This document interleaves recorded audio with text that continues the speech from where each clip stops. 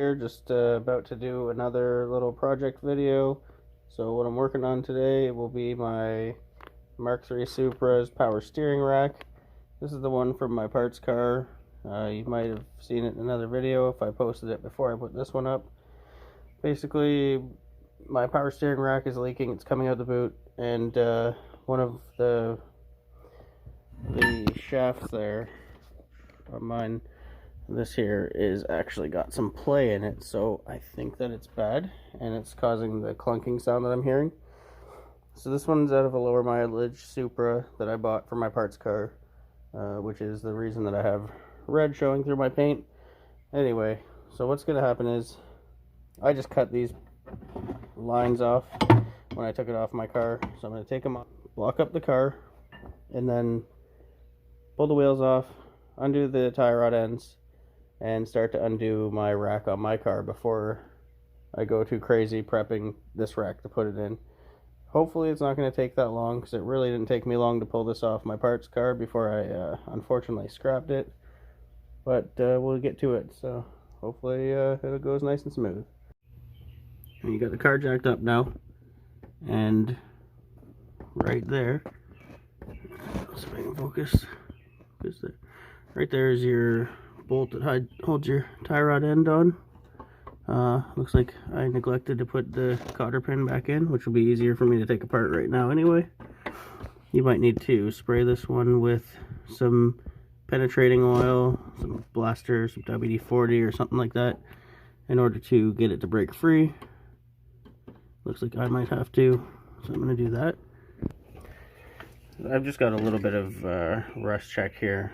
It's not necessarily the ideal because it's not going to necessarily seep in, but I might have to put some heat to it to get it to break free anyway, which will cause the rust check to seep in. And get a good shot there. It looks like it has magic because it's all bubbly and stuff. Fuck. In order to get the rack off, you're going to do tie rod ends. This is the inner tie rod there, but the tie rod end connects to the wheel, makes the steering wheel turn right and left, and you have a 17mm banjo bolt here with a high pressure fitting, which I had to cut because I was running out of time. Then the low pressure, I believe this is a return line, and you've got your mounting brackets here. And the other one that goes around this steering bushing here, they look actually pretty good. That should be a pretty straightforward install. Sure, it won't be easy, but it won't be the hardest thing I've done. When it comes to taking the tie rod end off the steering knuckle, or I don't know exactly what, spindle, I'm not sure. Anyway, when it comes time to taking that off, I'm going to use my 3-pound sledge and my drift, which is just a giant bolt, possibly from a Toronto city bus from when I lived in Toronto. And I'll show you how. It helps if you turn the steering wheel out so you can actually see it, but I'm not going to get into that right now. So that's it there. So you can make sure that the threads are on this bolt far enough. If you're going to reuse the same tie rod end, they're not going to damage the threads or smush the head in. You take your hammer, your drift.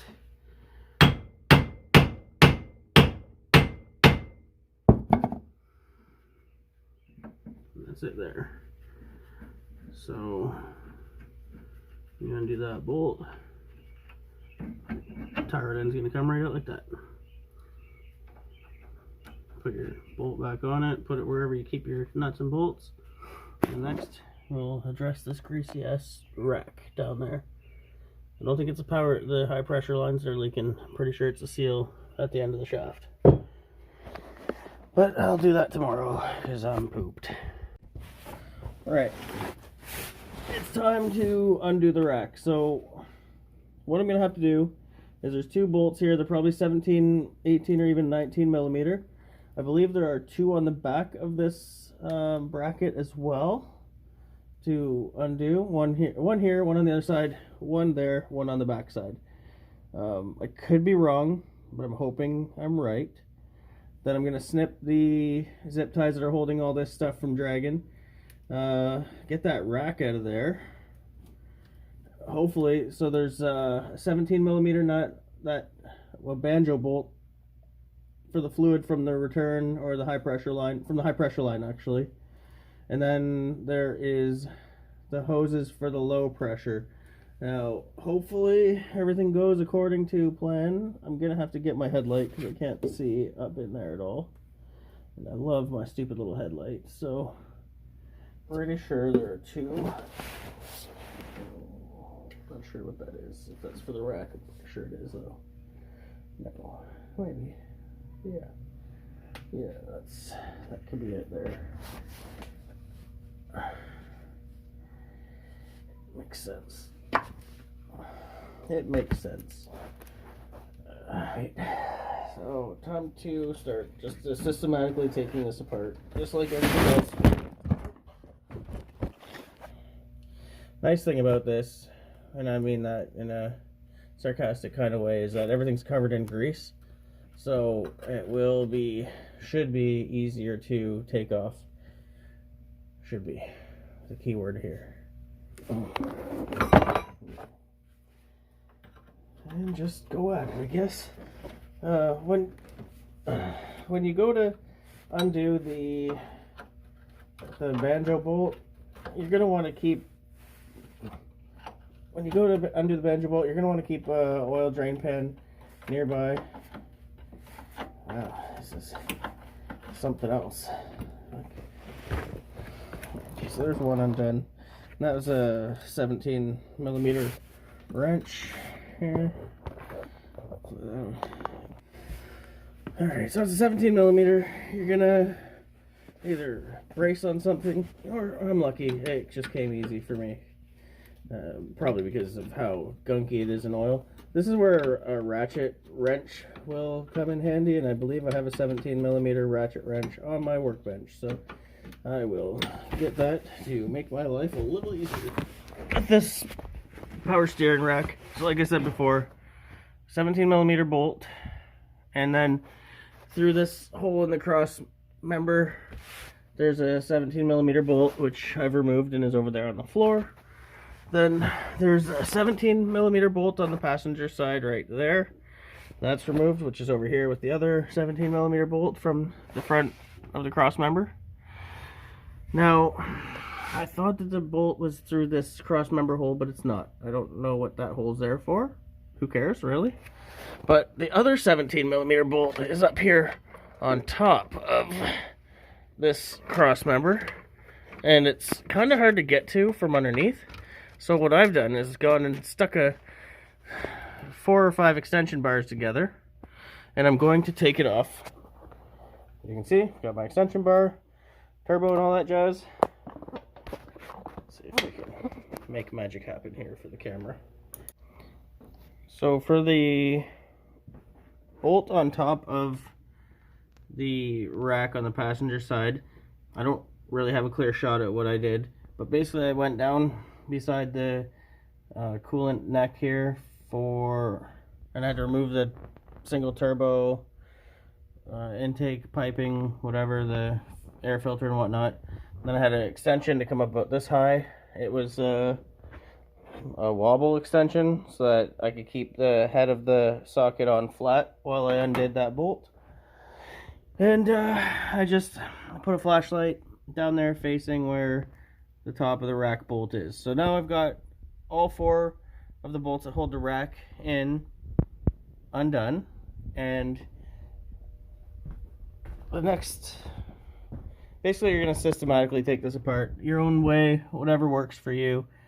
So I think I'm going to take that right there, which is the steering spline, off, so that I can drop the rack down to get to the other goodies down there. You can right there is the 17 millimeter bolt that holds the banjo fitting on, and there's also the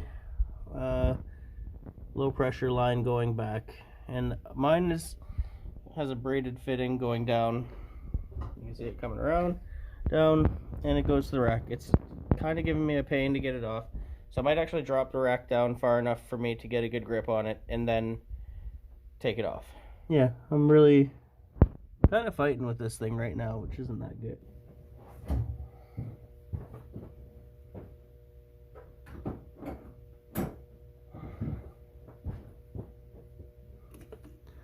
Like I said, 12 millimeter should do it pretty easy. It's not in a really corroded place. Okay, or not, who knows. So I'm going to link two wrenches together. Give me a little extra leverage, make sure I'm on there good and square. Can't really see because my arm's in the way. So, you don't want to scratch your brake lines. Okay. I don't know if you can ever assume that working on a car, you're going to have like perfectly good luck. Everything's going to go according to plan. I'm going to see about getting a little bit more leverage with this here pipe. That way I'm not pushing off my brake booster. And you can kind of see what I'm doing a little better this way. Of course, not on there good. You want to make sure you're on that nut good and square.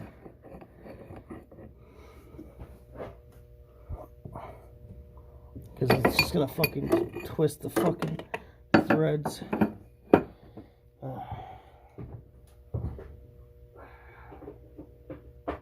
Okay, hopefully this works better.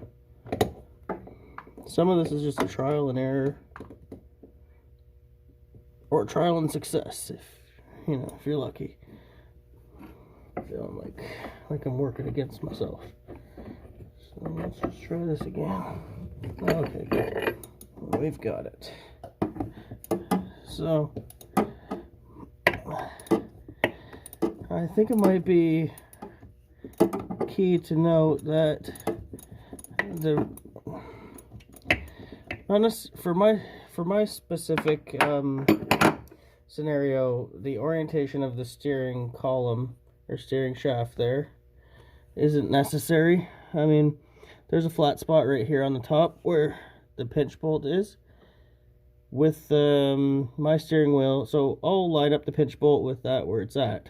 But with my steering wheel, if it's off center when I put the new rack in, I can very easily remove it and turn it to where it's supposed to be. So that being said, where I'm at now, all I have to do is the 17 millimeter banjo fitting down.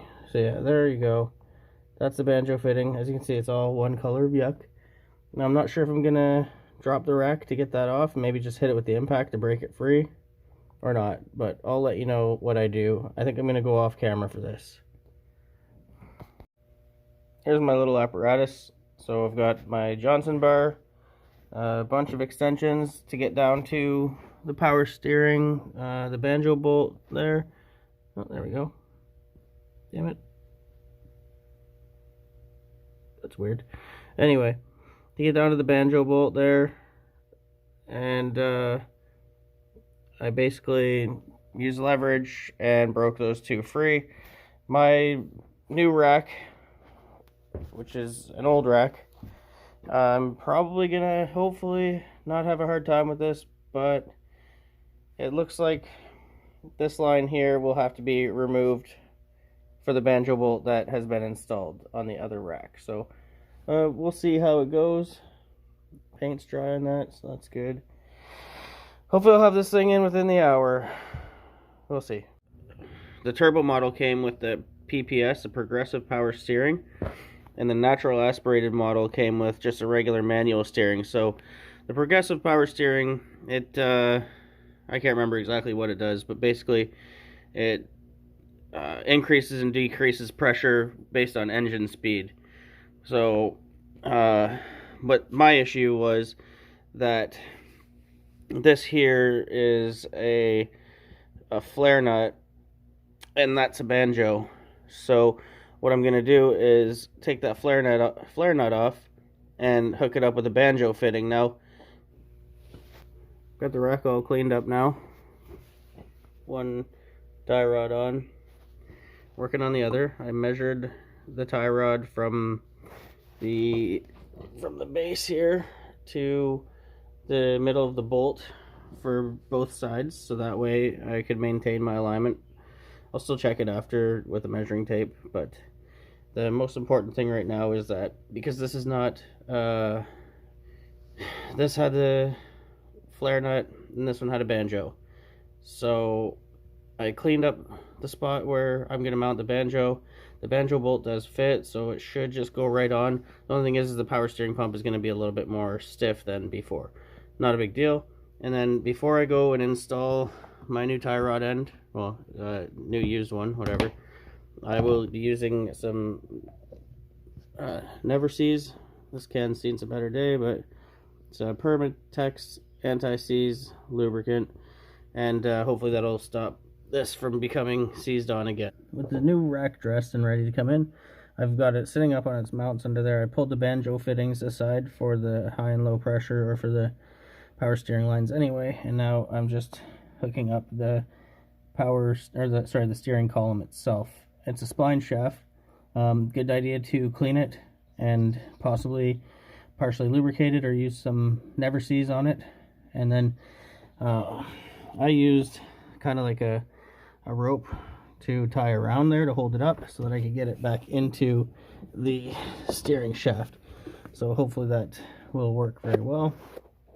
I'm going to go underneath. I might just put a bolt in a cross member here and there just to stabilize the rack so I can push and pull and do whatever it needs to get the banjo fittings hooked up. So I didn't really film the rest of the install, but as you can see, the steering shaft has its bolt in there. Down there you have your one banjo fitting, and the second one wasn't able to share nicely with the banjo fitting on the bottom, so I ended up using the flare nut that came off of it. Hopefully it holds. If not, I'll have to create something at the hardware store. So the bolts are all bolted back up, the tie rod ends are all put together, wheels are on, the system has been bled. So to do that, you just fill it up, crank the wheel over to the right, over to the left, over to the right until no more bubbles come up. Then you can start and run the vehicle after that. So pretty well straightforward. One of my wheels is facing straight, the other one is towed in, so I'm gonna have to do an adjustment on the alignment, and then I might just take it in for alignment after. But aside from that, it's all together, no air in the system, and then I can get to clean up this slobbery mess in the front of my Supra. So I mean, if you have any questions or anything, feel free to ask. I know I did graze over